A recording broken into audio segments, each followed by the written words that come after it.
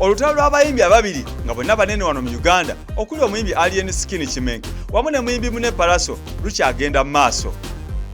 Wabula nga lugenda mu maaso mumanyi yonna gye lwatandikira mu Lubiri Emmengo ne lujja ate ne luggukira ewa Alienskin nga Pallaso kigambibwa nti yalumba Alienskin ngera bifaananyi mwabiraba n'ayasa buli kimu emmotoka amayumba na buli kimu. Wabula ate olwaleero twawuliddeko ku mawulire agatambula nti ate ne Alienskin yabadde asazeewo okulumba Pallaso ewuwe.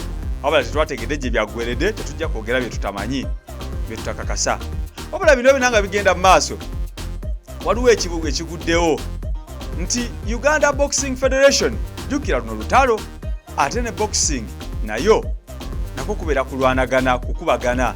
Kakati kibiina kino ekikulira omuzannyo gw'aba amateur mu Uganda gwa amateur boxing mu Uganda kisazeewo kiyingire mu lutalo luno nga kyebuuza nti isn't there a smart way of fighting this battle ne ruggwa ng'ate waliwo n'abafunyeemu oba ne bano bennyini abalwana nga bafunyeemu. Jukira mu kaseera kano tetunnamanya ani afunamu nti ebikonde byali mu Lubiri abantu baakubwa era twawulire nti n'abalala bali malwaliro. Ate bwe twadde eno ku kaalo nti ate Pallaso n'alumbe wa Alienskin n'ayonoona buli kyabugagga kya Alienskin ekyaliwaawo. Kuli n'ennyumba epangisibwa ffe tulowooza nti epangisibwa. Ate kati Alienskin bwe batugamba nti akedde n'agenda ewa Pallaso naye era abadde agenze kukola lutalo era bibadde byakwonoona. Era tuwulidde ne ku media awo twawulira emabegakaawo ku TikTok ng'eboozi biyitingana ng'aba Alienskin beewera okulumba Pallaso okumukolako obulabi. Ate nga n'aba Pallaso bagamba tetujja kukola ki wajjukira ababiri bano buli omu alina sayidi emuwagira. Ekitegeeza nti omuntu akuwagira aba mwetegefu okukola kyonna ekisoboka wabula ekyebuzibwa nti nno omusaayi tegwongere kuyiika. Kitegeera so Uganda Boxing Federation yo ng'ekibiina ekifuga ebikonde wano mu Uganda jukira nti erina kye bayita corporate fights, erina enwana ze bayita corporate fights. Ng'enwana zino ze zaaba abantu abalina akasente abalina kye beekoleddewo abatakyali mu haso ekitegeera abatakyapambana nga bakola ebintu byabwe smartly. Ekitegeera enwana zino z'abagagga.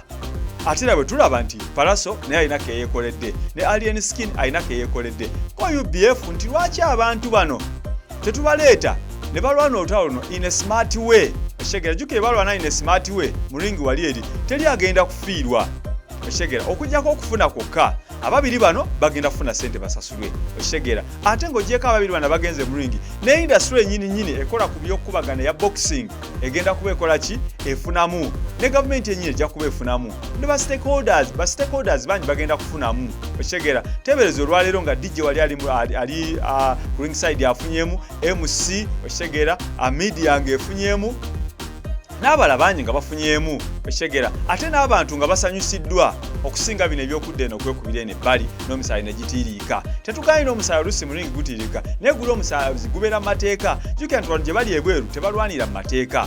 Ekitegeera bwe twogerera nga n'amateeka kirabika gakirimu katono kubanga jjukira abantu bano bonna bamanyiddwa nti basajja baaki bayimbi babeera n'obuvuyo. So Uganda Boxing Federation yo kyekoze n'egamba nti abasajja bano ke bateeka ekibayita corporate fight era abasajja bano bombi baloozeewo okuba nti nga nnaku z'omwezi ezitannaba kwatuukiriza kubanga olaba ne ku posta gye ntadde wano teziriiko era kuliko coming soon.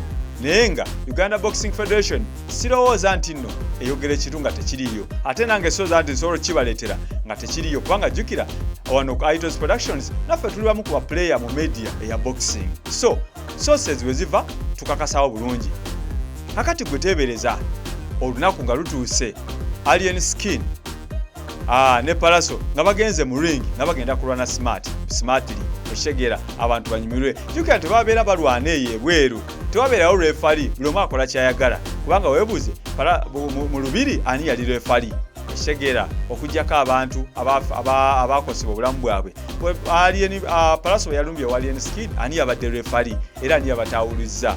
Ekitegeera kakati Alienskin bwe yalumbye wa Pallaso ye ani yatawuliza okulaba nga takola bulabe wa Pallaso. Ekitegeera tetumanyi kyokka ti wali mu ringi waliwo tubeera mu mateeka tubeera ne refari nga waali bajaji nga webali kwegamba ne babawunsa webali buli omu abeera ne kooki we. Ekitegeera bagenda mu ringi abali twendi jjukira bagenda ku training okumala akaseera.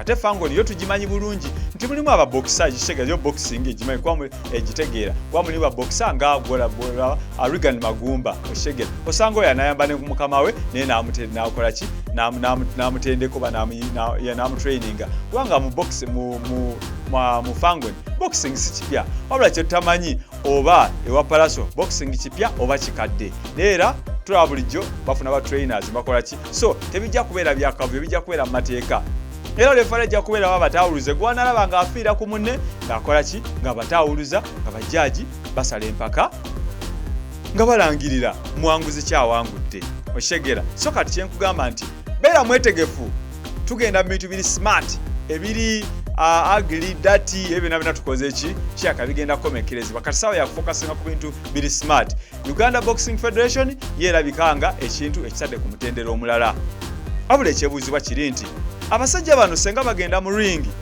wali ne balwana ne guggwera gye guggweredde gye gutagweredde anakkiriza nti ddala bamuwangudde kyekibuuzo ekiriwo omuntu kyayinza okwebuuza nti nokero final wakya nawanika nti Pallaso awangudde oba Alienskin awangudde fight bwe kifulumaawo bwe tufulumaawo bano banakkiriza oba olutalo lwabwe olwebwe lunagenda mu maaso naye luba lugenze mu maaso kasi kikulu nti tujja tuba tufunye tutandikira okutawuluza abantu bano oba wajja kubaawo n'abafunyeemu kubanga mu kiseera kino abafunamu tetubamanyi pozi media yinza okubefunamu naye kati bwe noona emmotoka z'omusajja bwana omusajja nalubewona kuba banakuba abantu ani abeera afunyeemu tetumanyi wekigendera tetunakitegeera kitegeera wabula nga kyetumanyi nti mu buwagizi Pallaso alabika nga ali wagguluko mu mbeera eno gye tulimu alabika nga ali wagguluko ne Alienskin naye alina kuba sebo Fangoni Forest erina bafangoni soldiers kitegeera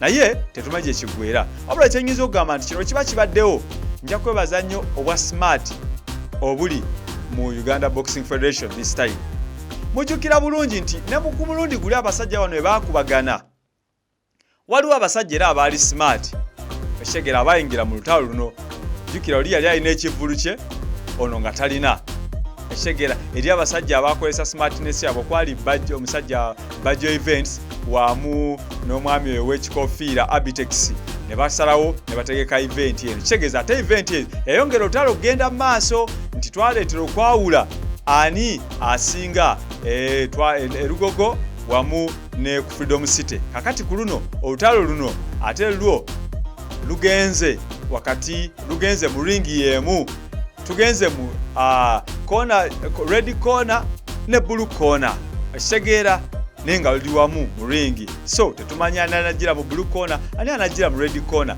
nenga kyonna kye kiri tugenda ku mukono ku mukono mu ringi wakati TV nga kweziri kamera nga kweziri amatala nga kwegali bajaji nga webali n'abawagizi buli omu ku side ndoza kuno tugenda kulaba abantu mu bwerufu n'abagagga bennyini bawagiraani buli omu awagiraani ndoza ekigenda okubeera so n'olwekyo njagadde okuyisaawo kano okategeera iTos TV tubaire tunabakuyisaawo kintu kyonna kyonna kikwatagana button y'abayimbi bano ababiri naye ku luno tutandikidde wano tugenda bayita ne videos endala ezikwatagana ku lutalo luno nga bwe mululaba amanya Juko Pius aka Twavite soberabira okufollowinga iTos TV online ku YouTube jukira video negenda kulabikira ku mikutu ebiri iTos Sports Boxing wamu ne iTos TV online nazigenda kubeerayo jono bozisanze yogenda okuba kiwera kusubscribinga kiba kuba kigwa bugwi webalenyo webalire ddala